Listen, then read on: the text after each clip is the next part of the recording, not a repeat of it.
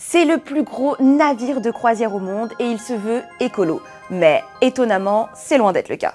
Le Icon of the Sea fait 365 mètres de long, peut accueillir près de 8000 personnes, dispose de 7 piscines et d'une vingtaine de restaurants, un Central Park qui a même été créé. Autant vous dire que c'est une petite ville à lui tout seul.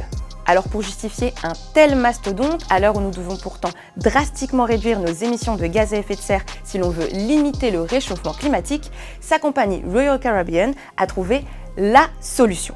Remplacer le fuel maritime très émetteur de CO2 par du GNL pour gaz naturel liquéfié. Sauf que le GNL est loin d'être un carburant durable. S'il émet moins de gaz à effet de serre que le fuel classique, il n'en reste pas moins un carburant polluant. Ce gaz est contenu dans des poches formées dans de la roche de schiste. Aux États-Unis, on le récupère par fracturation hydraulique, une méthode très polluante, d'ailleurs interdite en France.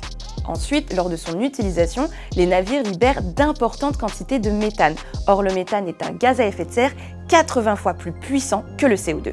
La question qu'il faut se poser, c'est dans un système à long terme bas en émissions, est-ce que cette technologie elle est compatible en fait? Et la réponse est non. Ce qui n'empêche pas Royal Caribbean d'affirmer qu'ils construiront un navire qui produira 0 émission d'ici 2035, donc un peu plus de 10 ans. Comment? On ne sait pas.